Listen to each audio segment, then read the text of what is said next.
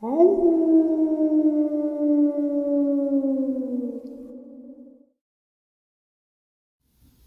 greetings and salutations, everyone. I hope everyone is doing well today. Merry Christmas Eve. I have one heck of an upload to share with you. Before we get into it, though, a couple links. As you all know, I rely on Patreon, PayPal, channel membership, and the merch to help the channel to continue to grow and go. Links to Patreon, PayPal, and channel membership are in the description below. The merch is displayed directly under the video. Also, Dogman Frightening Encounters, Volume 1 through 3, the audiobook versions. They were written and researched by Tom Lyons, narrated and produced by me, Jeff Nadolny. Those audiobooks are available on Audible, Amazon, and iTunes, links to which are also in the description as well. And finally, last but definitely not least, if you'd really like to help support this channel to continue to grow and go, simply subscribe. It does not cost you a cent. Click that like button, takes half a second. If you don't want to miss out on any of the informative uploads I put out daily, click that bell icon, and folks, please leave a comment. Why? Well, because all these things, they really do help this channel to continue to grow and go. And yes, folks, they definitely do matter. Now, everyone, I have taken far too much of your time. Let's jump into today's upload, shall we? So I got to thinking yesterday while I was sitting there, after watching a YouTube short about the Lovelock Cave and the giants that were found in that cave, these red-haired, huge giants. Also, besides those, there was a couple of other very strange, large skeletons found there as well. But I then started to think about the dumbs in America. One being Dulce. As many people think, a lot of people think that Area 51 is a cover, that's where they want us to look, but in reality there is another secret base somewhere else. I believe that. I believe that there are dumbs all over our country, and I believe that Dulce is not just the only base, that there were a cooperative of human and I use this word roughly, alien life form and creating genetic mutations. Now, I had talked to Laura Eisenhower, who is Ike Eisenhower's great-granddaughter, and she's kind of a whistleblower on things that her granddad knew. And I said, hey, what do you think about these crawlers? Do you think these crawler creatures could have been created in these dumbs like Nightmare Hall and escaped? And she hadn't really heard about crawlers because cryptids aren't her thing. But if you really look at a crawler and you think about what these air quotes aliens look like and humans look like and what these creations, I mean, they were just doing, according to a lot of whistleblowers, just horrendous genetic atrocities. So in actuality, it wouldn't be that far-fetched. Now, then I started to think about, so I'm thinking about these red-haired giants here in America at Lovelock. Then I start to think about the red-haired giants over in the Middle East. And I had remembered an upload that I had done, and I'm going to share a couple of these things with you just so you guys can get the feel of it. And then this is just something for you guys to kick around. But I'm going to hit you with a bunch of information, and let you know what I feel, or an idea that I have, or a theory that I have, and let you guys think about it and come up with your own. So let's get into it. One thing that I do want to emphasize before I share some info with you is what I'm thinking, or what I was thinking yesterday while I was just jotting all this information down and theory down, is what if the red-haired giants were, because there is supposed information that the red-haired giants in the Middle East were using ancient technologies that were equal to ours. All right. So then I started to think about, well, dogmen are huge, right? But they're not as big as these giants were supposed to be. And what do humans have as their best friends, as their protectors? Dogs. What if these giants, thousands and thousands of years ago, genetically created dogmen to protect them? I don't know. Broad theory, but here's the information. On April 12, 2017, the United States Air Force dropped the largest conventional bomb in the Pentagon's arsenal to flush out Islamic State terrorists, according to official Pentagon reports. However, insider testimony suggests another reason for the use of the Moab bomb. The undisclosed goal was to flush out, capture, or destroy giants hiding in Afghanistan's ancient cavern system who possessed technological secrets going back to the origins of human civilization. The massive ordnance air blast bomb, Moab, aka Mother of All Bombs, contains 21,600 pounds of explosive and has a mile-long blast radius. The intercepted report that the Moab was not used by the Bush administration back in 2003 due to fears of collateral damage. President Trump appears to be living up to his pledge to bomb out ISIS. But is he? Are ISIS terrorists the real target, or just a cover for the undisclosed enemy? A threat Trump may not have been briefed about, but one locked in the crosshairs of the deep state that is really behind the Pentagon's attack. A number of whistleblowers have come forward with stories of giants hiding in Afghanistan and other locations, where these giants are currently awakening from stasis chambers. They have been asleep for thousands of years. Secret Space Program whistleblower Corey GOV'T was among the first to publicly disclose the existence of stasis chambers that have been holding perfectly preserved giants for millennia. In August 4th of 2015 interview, GOV'T disclosed how he accessed information on smart glass pads during his covert service about these sleeping giants and the technology of the stasis chambers that were preserving them. GOV'T said, when I was in the program, the Secret Space Program, when I would have time to sit and look at the smart glass pad, there was lots of information that I looked at. And one of them was that there were beings that were found underneath the surface of the earth, usually underneath mountains, burial mountains, Indian burial mounds that were not dead, but were not quite alive.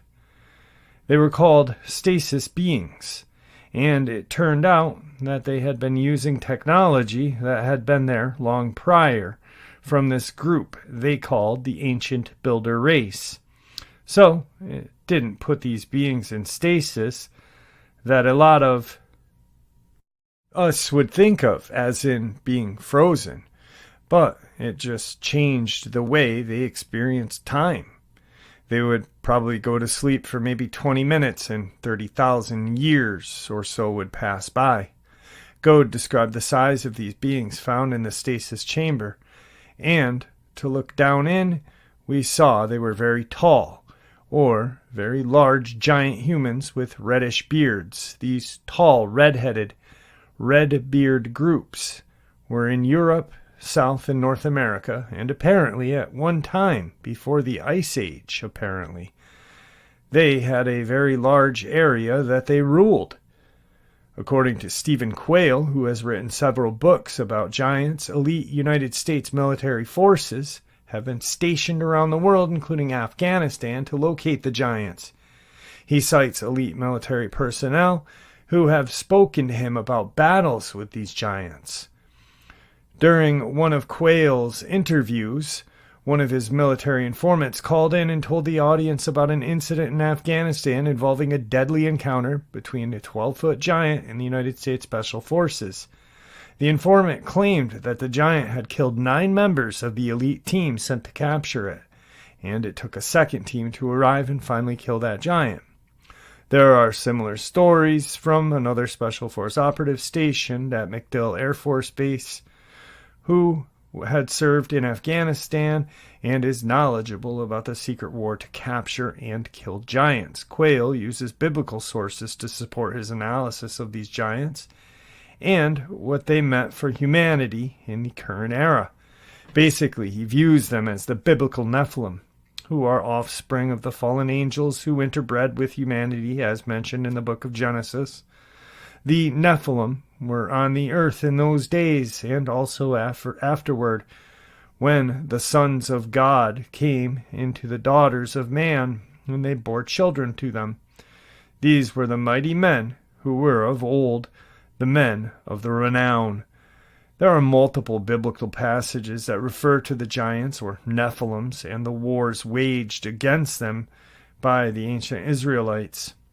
So they brought to people of Israel a bad report of the land that they had spied out, saying, "The land through which we have gone to spy it out is the land that devours its inhabitants. All the people that we saw in it are of great height, and there we saw the Nephilim, the sons of Anak, who come from the Nephilim, and we seemed to ourselves like grasshoppers, and so we seemed to them." Numbers 13:31 through 33. The Nephilim/giants, according to Quayle, were predicted to reemerge during the end of times, and to be restored to power by the corrupt global elite who maintain bloodline connections to the fallen angels. Some say the fallen angels described in the Bible were actually extraterrestrial refugees who established a colony in Antarctica approximately 60,000 years ago. The extraterrestrials, originally from Mars, established their Antarctic colony right over the ancient builder race technology that was millions of years old, according to GOV'T. The fallen angels/extraterrestrial refugees, pre-Adamites, according to GOV'T, established colonies all over the world, including the Middle East. They used genetic engineering to create hybrid offspring. The Nephilim/giants, who were placed in positions of authority to rule as proxies for the alien refugees in Antarctica. The ultimate source of power of the Nephilim/giants was the advanced extraterrestrial technologies possessed by their progenitors, the fallen angels/Martians/pre-Adamites. In a strange irony, perhaps intentional, the Bible refers to a tribe descended from Moab, son of Lot, who battled giants, called the Emim. The book of Deuteronomy says the Emim lived there formerly, a people of great numerous, and tall as the Anakim. Like the Anakim, they are also regarded as Rephaim, but the Moabites called them Emim. The Horites formerly lived there in Seir, but the sons of the Moabites dispossessed them and destroyed them from before them and settled in their place, just as Israel did to the land of their possession, which the Lord gave to them. In this passage, the descendants of Moab destroyed the giants in the land of the Moabites, wanted to settle. Now, the Pentagon just used a bomb called the Moab, accordingly, to destroy the giants hiding in Afghanistan's cavern systems. If Quayle and other sources are correct, this does not appear to be a mere coincidence. In addition, the name Isis refers to the ancient Egyptian goddess widely worshipped throughout the ancient Middle East as a benevolent entity. It would not be a stretch to view her as among the fallen angels / extraterrestrial refugees or NEPHILIM / giants that influenced human affairs through advanced technologies that made them appear godlike to humanity at the time. The motivations of the giants are far more complex than what the biblical accounts suggest. Some of the giants, according to multiple sources, were benevolent, and not all bloodthirsty tyrants with the intent on destroying humanity. Isis may have been a benevolent giant or extraterrestrial refugee who had access to advanced technologies and wished to help humanity evolve in a positive direction. This suggests a hidden agenda behind the use of the acronym ISIS to describe Islamic fundamentalist groups behind global terrorists. Are we currently repeating history where humans are attacking giants to gain control over territory and ancient knowledge? This appears to be the case in Afghanistan with the use of Moab against alleged ISIS terrorists. Some believe that we are witnessing in the Middle East in terms of war against ISIS terrorists is a cover for a covert war against these giants, some of whom are followers of the ancient goddess Isis. On April 6, 2017, Pentagon strikes again. Syria might also be a part of this covert war being waged against the giants. On the border between Syria and Lebanon lies Mount Hermon, which is described as the main base of operations of the fallen angels, extraterrestrial refugees. And it comes to pass, when the sons of man had increased, that in those days there were born fair and beautiful daughters, and the angels, the sons of heaven, saw them and desired them. And they said to one another, according to the Bible, "Come, let us choose for ourselves wives from the children of men, and let us beget ourselves children." And they were, in all, 200, and they came down on Ardis, which is the summit of Mount Hermon. And they called that mountain Hermon because on it they swore and bound one another with curses. Mount Hermon is where the Nephilim had their center of power in the Middle East and where, presumably, much of their advanced technologies were hidden. Consequently, the renewed push for the United States to enter the Syrian civil war is not driven by humanitarian concerns at all, as claimed President Trump. Instead, the real goal is for United States military forces to enter Syria and locate ancient bases used by the fallen angels / giants and gain control over the extraterrestrial technologies that are hidden there. Clearly, the surge of the United States military activities in Afghanistan and Syria is a matter of great global concern due to the loss of innocent life. What adds to such concern is evidence that giants, some of whom may be benevolent, are being secretly targeted for capture or destruction. The information that giants have about ancient human civilizations, advanced technologies, and extraterrestrial life deserves to be publicly released as soon as possible, and not withheld to further the interest of the United States military, the global elites who seek to monopolize information possessed by the giants for their own hidden agendas. I just want to touch on a couple of little things that we have already heard, but just to kind of share them again because I think it's important to hear them. We all know, of course, the one of the battles, the Giant of Kandahar in 2002. According to accounts, the Giant of Kandahar, who is said to be responsible for an entire patrol going missing, stood a towering 13 feet tall and sported a shock of flaming red hair, 6 fingers on each hand, and 2 rows of teeth for gnashing, thrashing, and showcasing a smile that was undeniably dashing. Upon contact, the giant reportedly killed one of the U.S. service members with a spear, only to be vanquished by the rest of the unit, courtesy of a 30-second barrage of gunfire, according to an account on allthat'sinteresting.com. As the story goes, the soldiers loaded the giant's corpse onto a helicopter to never be seen again. Now, could this huge giant's body be housed under the Pentagon or in secret underground bases that we control? I mean, come on. Think about this. The Smithsonian was buying giant skeletons from out west, which we'll cover shortly. And supposedly their bones just disappeared. I mean, it's nuts. Story in the Middle East. While overlooking a village one fateful night, a swordsman peered through his newly mounted thermal scope. As he spanned the valley, he came across a large heat signature. He assumed it was a group of Taliban fighters huddling together around a light high up in the mountains. All of a sudden, the heat signature stood up as one being, the soldier recalled. The trees in that area grew to about 10 to 12 feet, and this thing was at least as tall, if not taller, than the trees it surrounded.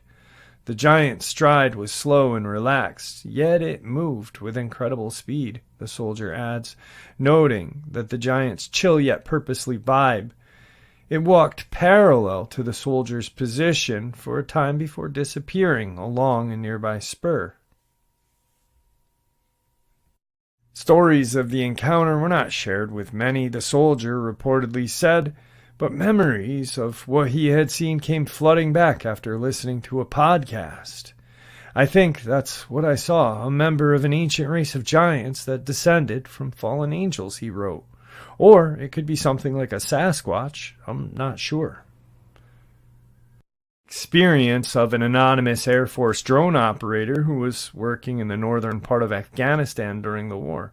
Scanning around, doing my thing, and looking for stuff, he recalls. One day, the drone operator spotted 3 giants, each standing roughly 12 feet tall. There's a ruler tool that tells you how wide your crosshair is, and the people were as tall as the crosshair as wide, the operator said. This was all in mid-wave infrared at night, so they showed up as black humanoid heat signatures. For 10 minutes, the operator observed them, during which time he reported the giants tended their fire and performed other chores.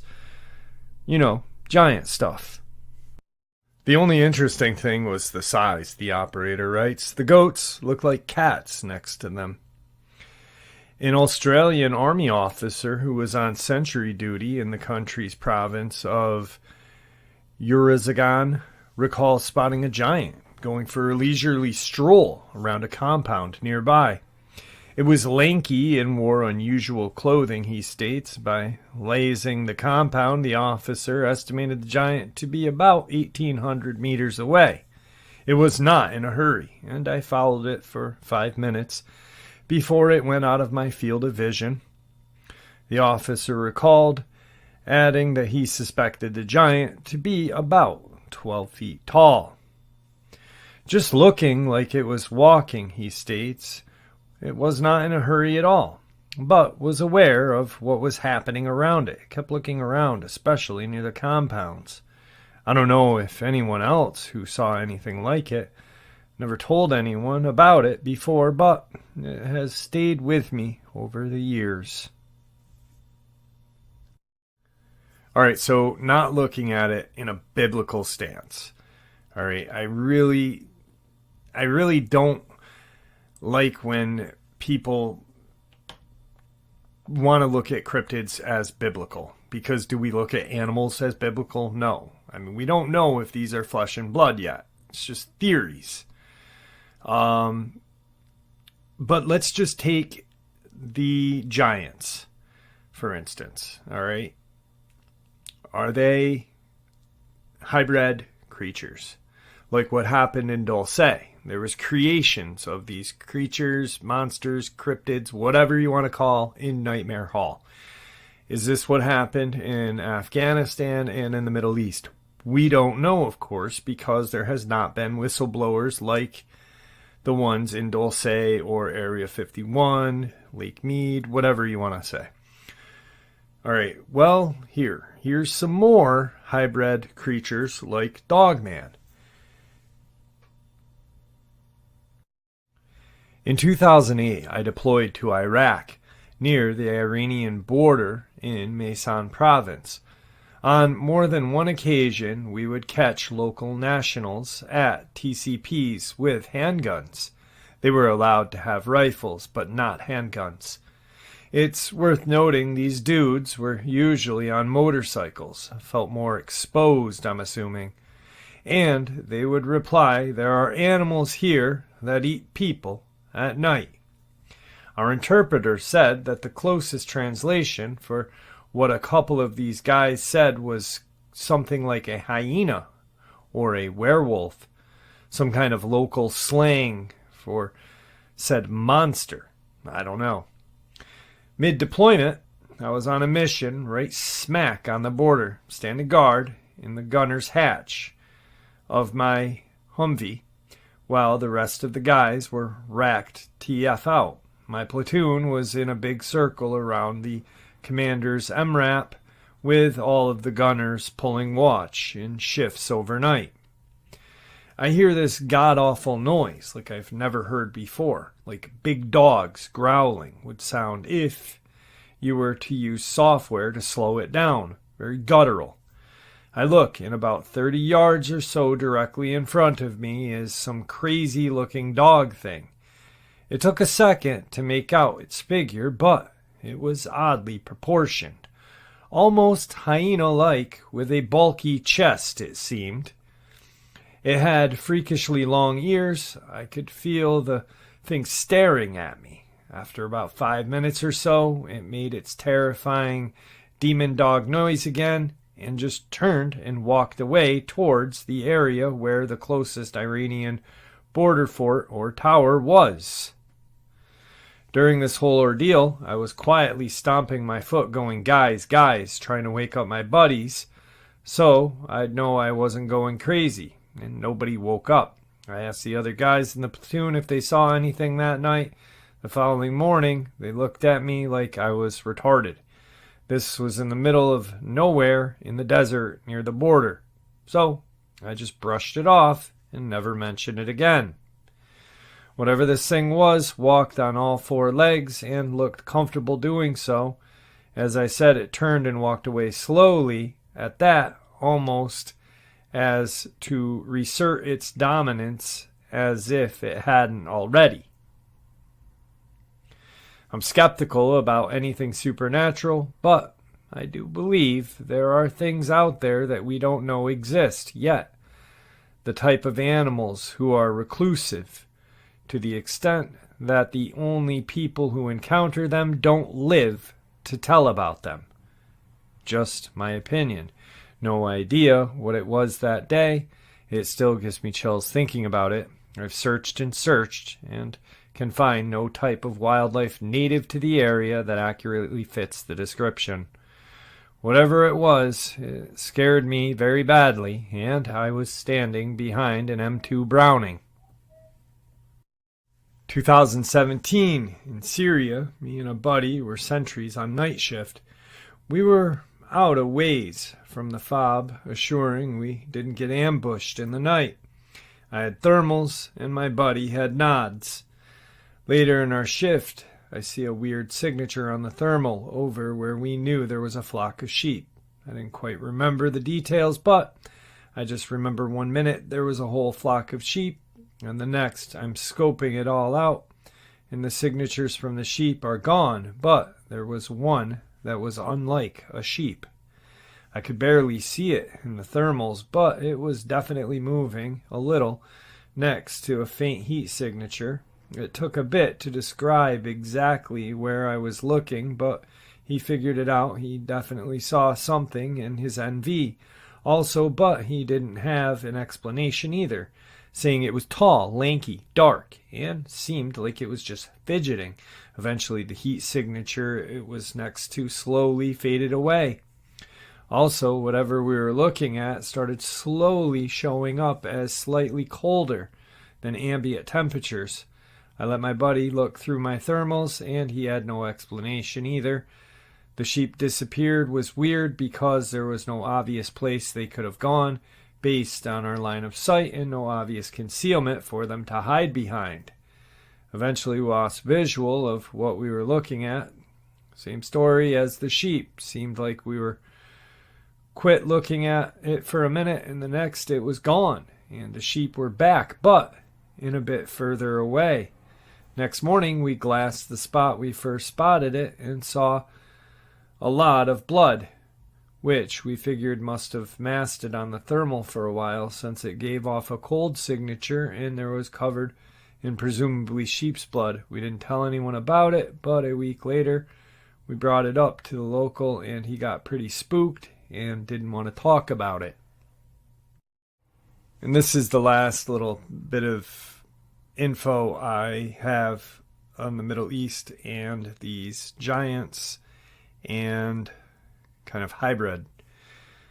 My cousin was in the Marines and served with the 3-3 Marines or 3-6. I can't quite remember, but he would tell me about things he saw in Afghanistan. Things like 7-foot-tall, red-eyed creatures that would stalk his platoon in old villages. He'd say things like the areas he was in were like going back 2,000 years and past, but his description and story he told me was he and his unit was out on patrol near a little village. About 2 hours, and his sergeant asked, "Do you see that thing at 7 o'clock? Everyone looks, and sure enough, there's this 7 to 10 foot tall human-looking thing, but the only thing he could see was the outline and these blood-red piercing eyes." He said that it was pure black, slender frame, long arms, long legs, and just those eyes staring back at his unit. They froze, called it in on comms, and headquarters gives the order to shoot warning shots. They fire a 3-round burst at this thing, and it just stays in place. So next they open up on this thing, and they see it drop. They go to check what it was, and nothing. Like it was a ghost. Another time, they were in a clearing, abandoned mud huts in a village, and they said as soon as they came up to it, they saw these long claw-like marks on the side of this hut and instantly got a bad feeling.